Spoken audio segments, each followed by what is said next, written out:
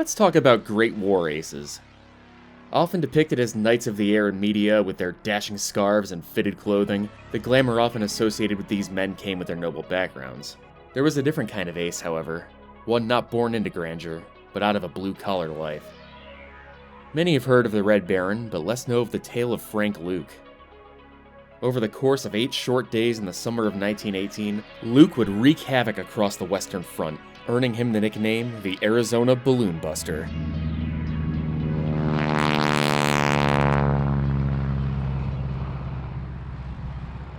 Born in Phoenix, Arizona on May 19, 1897, Frank Luke Jr. spent much of his youth as an outdoorsman, often venturing into the desert with a rifle at his side. During his time at Phoenix Union High School, he was an avid football player. And by football, I mean the real American kind, none of that soccer stuff. This dude was so hard that he finished a game even though his collarbone had been busted in a tackle. Not only that, but he was an avid boxer. A guy's built different, but one of his hobbies is beating the shit out of somebody. It's important to note, though, that aside from his rough side, he apparently did offer dance lessons. Now, I couldn't find out if they were ballroom dancing or anything like that, but it just adds one more layer to the man. After graduation, he became a copper miner, a job that would see him heading to Globe, Arizona for work in 1917. Upon reaching Globe, he learned of America's entry into the Great War. The Great War had already been raging for 3 years, having started in 1914. America, being the melting pot of cultures from England to Germany to Italy, did the only logical thing. It stayed neutral on paper while at the same time supplying the Allies.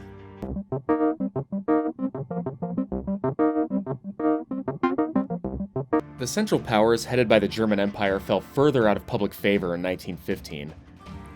On May 7th of that year, RMS Lusitania was sunk by the German U-boat U-20. On board were 1,959 souls, of which only 761 survived. Among the dead were 128 Americans. By 1917, the US was done with pussyfooting around.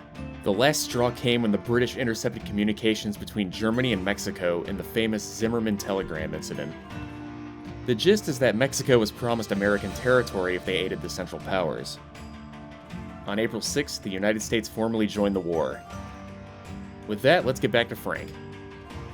Upon learning of the war, Frank wanted to get into the scrap. It wasn't long before he laid eyes on a recruiting poster for the newly formed Army Air Service.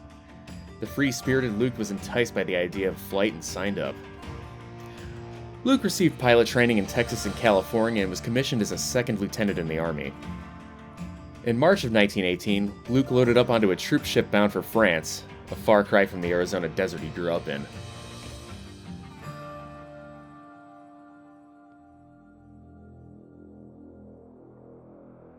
The Western Front of the Great War was a cruel and unforgiving place. It's not an exaggeration to call it hell on earth. Muddy trenches, craters to the horizon, and rotting corpses all came wrapped in a snare of barbed wire. Aerial combat in the Great War was brutal, as I said before. In my recent video regarding parachutes in the Great War, one of the comments mentioned that killing the pilot was the end goal of the dogfight. I won't get into the semantics of that, but I do agree with the sentiment. The pilot in a Spad or a Fokker was exposed without any armor beneath the fighter's fabric skin. Hitting the pilot in a dogfight was just as legitimate as hitting the engine or sawing a wing off. In the close-quarter duels wherein combatants saw each other eye to eye, it was a much less glamorous ordeal than we've often been led to believe. Luke was assigned to the U.S. Army's newly formed 27th Aero Squadron, which was equipped with the French Nieuport 28. Through the month of July, the squadron, based at Saintes in France, learned to fly formation and practice dogfighting. Spirits were dulled as the Nieuport 28 often suffered engine problems, requiring many of the 27th pilots, Frank included, to almost constantly return to Saintes. A hard blow struck the rookie Aero Squadron when on August 1st, 6 pilots were lost to German Fokkers. Everything changed when the 27th transitioned to the new Spad 13.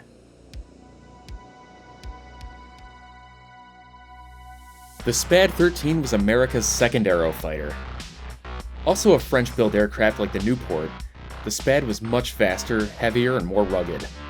Its inline engine offered a more stable gunnery platform than the more common rotary engines used on the Nieuports and the Fokker DR-1s. Being heavier, the Spad couldn't turn with the more nimble Germans, so its pilots employed boom and zoom tactics, where they would dive onto the enemy and keep running. the lighter Fokkers wouldn't be able to pursue. A pair of Vickers machine guns were mounted atop the nose of the fighter within reach of the pilot. If the guns were to jam, they could be easily cleared to re-enable firing. The Spad was packed full of the modern amenities of the day as well. An altimeter, airspeed indicator, and even a fuel gauge were among the numerous quality-of-life features in the new fighter. On August 16th, Luke mounted up in his Spad for a combat patrol over enemy lines. It was there he claimed his first kill on a German fighter. Being way above the formation, I cut my motor and dove down on the rear man, keeping the sun directly behind. Opened fire at about 100 feet, keeping both guns on him within a few feet, then zoomed away. When I next saw him, he was on his back, but looked as though he was going to come out of it, so I dove again, holding both guns on him. Instead of coming out of it, he side-slipped off the opposite side, much like a falling leaf, and went down on his back. Luke became known as a sort of lone fighter who would break away from the formation to take targets one-on-one. On the ground, his personality was the same. He rarely mingled with the rest of the squadron, instead electing to ride off on a motorcycle to shoot targets for fun. In September of 1918, the 27th Aero Squadron was taken over by Captain Alfred Grant, a stern officer obsessed with discipline. He of course didn't see eye to eye with Luke's cowboy antics. Around that time, the squadron moved from Saints to Rembercourt near the Marne, and Luke began to build a tight friendship with Lieutenant Joseph Werner, who would often follow the lone wolf into the fireworks. Drachen observation balloons became the primary target of choice for the 27th. Tethered to the ground, balloons were important to down because they were used to spot artillery for the German guns. Downing them would essentially blind the artillery batteries that were so deadly to the French and American forces in the Marne. Luke jumped at the opportunity to turn the tide, and on September 12th, he took off to bust a balloon.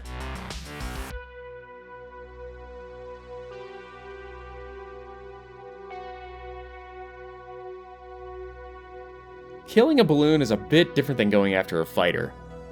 Instead of hitting something hard like an engine, wing, or pilot, a balloon wouldn't go down immediately with gunfire alone. A .30 caliber round, while deadly to human flesh and machinery, did little other than poke a hole in the fabric on the balloon. The French developed their own method to knock out balloons in the form of Lapierre rockets, which were fired from the wings of biplanes. These did see some success, but the Americans had their own secret balloon killer. Earlier in the war, the French modified their 11mm Gras round from the 19th century to pack incendiary filling. These would ignite fabric and hydrogen on impact. Originally used in modified Hotchkiss guns, the American Colt plant was contracted to build 1,700 Vickers guns chambered in the balloon-busting round. Designated the M1915, a Colt Vickers balloon gun was installed alongside a standard Vickers gun on Luke's plane. Over the German lines, Luke spotted one of the balloons being reeled in by its ground crew. The incendiary rounds made short work of the gas bag, which fell in a fireball. It was his first balloon kill. 2 days later, another balloon fell, and Luke wanted more. He tried to take another aircraft up, however his commanding officer, Grant, ordered him to stay grounded for the day and to write up his combat report.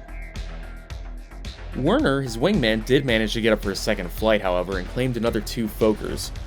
Luke and Werner were building a legend together as the 2 balloon killers of the 27th. The next day, on the 15th, Luke claimed another 2 balloons, while Werner cleared his tail of 2 Fokkers. Once again, Werner kept pace with the Arizona boy, downing another 2 Drachen balloons himself. The 2 quickly became the terrors of the Western Front, and that evening, Luke wanted to go up again for yet another sortie. During daylight attacks, he noted that fire from Archie anti-aircraft guns was extremely thick around the balloons. But what about a night attack? At dusk on the 15th, Luke took off from Rembercourt to test his theory. He caught sight of a balloon near the flashes of an artillery position and promptly burned it. Dodging and weaving past Archie fire, Luke ended up getting lost on his way back home and set down near a French farm just before midnight. It really was a close shave. The next morning, he returned to Rembercourt to find Werner waiting for him. The 2 had accomplished what few others had. Werner had downed 3 planes and 3 Drachen, while Luke had nailed 6 balloons all in the course of 72 hours. The Germans became extremely wary of launching balloons and would hastily reel them back in at the first sight of an enemy aircraft.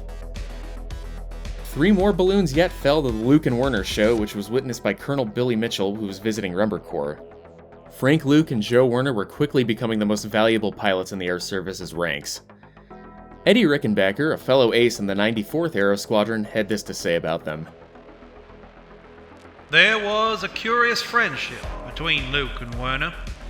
Luke was an excitable, high-strung boy, and his impetuous courage was always getting him into trouble. He was extremely daring and perfectly blind and indifferent to the enormous risks he ran. Werner's nature, on the other hand, was quite different. He had just one passion, and that was his love for Luke. He followed him around the aerodrome constantly. When Luke went up, Werner usually managed to go along with him. On these trips, Werner acted as an escort or a guard, despite Luke's objections. On several occasions, he had saved Luke's life. Luke would come back to the aerodrome and excitedly tell everyone about it, but no word would Werner say on the subject. Werner hovered in the air above Luke while the latter went in on the balloon. If hostile airplanes came up, Werner intercepted them and warded off the attack until Luke had finished his operations. These two pilots made an admirable pair for this work, and over a score of victories were chalked up for 27th Squadron through the activities of this team.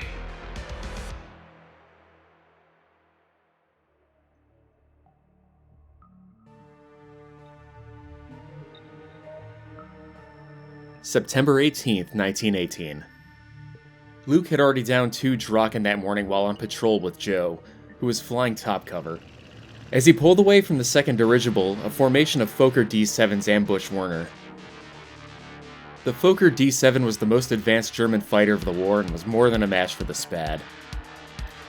Unlike the older Fokker DR-1s or D-6s, the D-7 had an inline engine and could run down a Spad in a shallow dive. Despite being a rugged fighter like the Spad, it could still turn inside it, maintaining the classic Fokker maneuverability.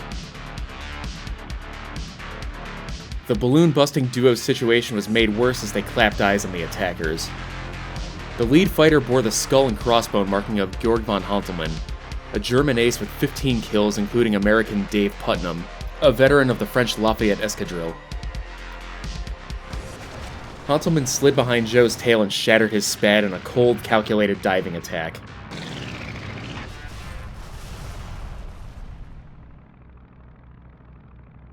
Before Frank could retaliate, the snaps of bullets alerted him to 2 more D-7s on his own tail. Luke was enraged and broke into the oncoming Germans.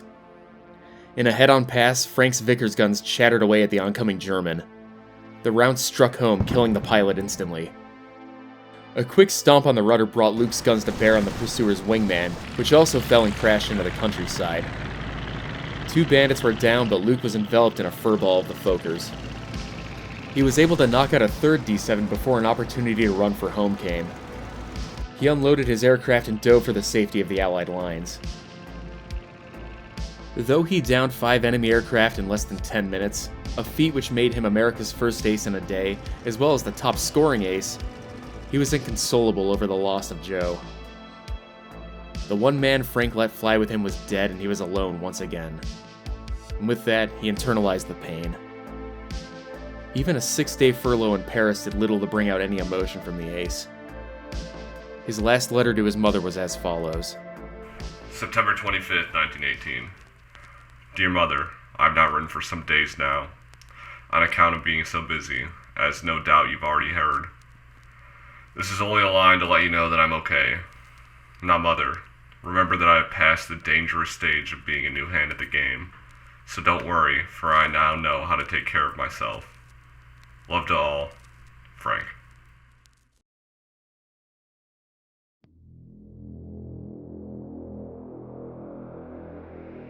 The waning days of September brought Luke back to the front and another Fokker down in flames, but the 27th lost another pilot, Lieutenant Ivan Roberts.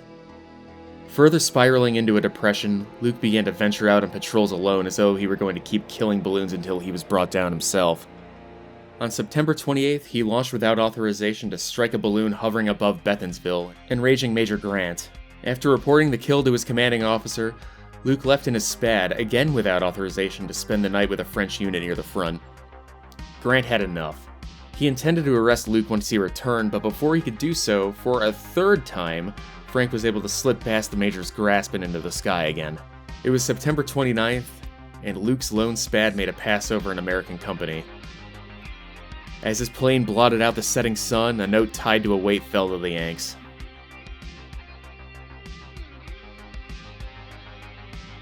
Frank was never going to be taken alive, either by the enemy or his own commanding officer.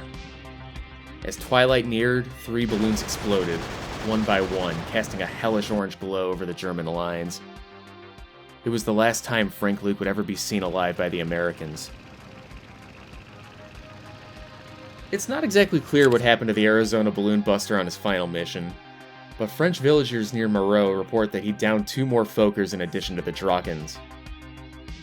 During his rampage, Luke allegedly strafed German trenches back and forth until a lucky round struck him. Severely wounded, the Spad was put down behind enemy lines.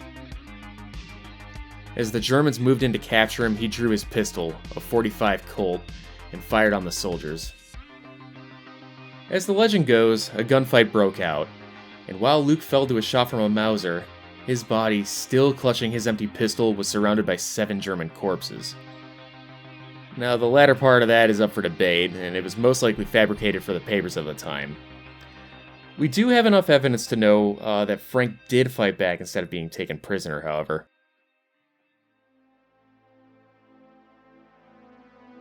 The Arizona balloon buster was dead, but has never been forgotten. He was an ace who struck fear into the hearts of not only pilots but balloon crews. In all, 18 aircraft, 14 of which were balloons, were burned to the ground in a short time in the air. That's not even including the 2 Fokkers he allegedly downed on his final mission. Luke was posthumously awarded the Congressional Medal of Honor, and in 1941, Luke Field, now Luke Air Force Base, was named for him. Hell, you can even see a replica of his Spad at Phoenix's Sky Harbor Airport. All the awards, monuments, and displays aside, I think Luke's legacy can be summed up in the words of one of his fellow Air Service pilots. Eddie Rickenbacker, who would go on to survive the war as America's top ace, said this about him. He was the most daring aviator and the greatest fighter pilot of the entire war. His life is one of the brightest glories of our air service. He went on a rampage and shot down 14 enemy aircraft, including 10 balloons, in 8 days. No other ace, even the dreaded Richthofen, had ever come close to that. I think that simple summary sums up Luke in the best way possible. This one's not just for Frank, but for Werner too. As always, a special thanks goes out to my patrons, once again keeping a roof over my head. It's because of all the support you give, and blah blah blah, you get the picture. Subscribe, support Hellion, check out Part-Time Explorer's channel, he's the one who supplied the Lusitania footage for this. Came out great, thank you Tom. Also, check out this fan art people have been doing for me, it's pretty sweet.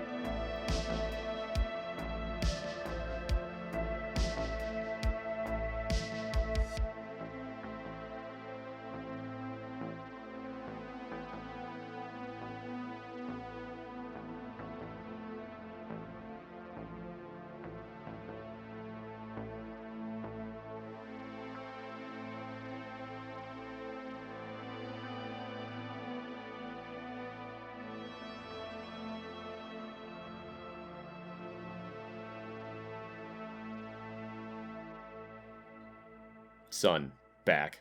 Later.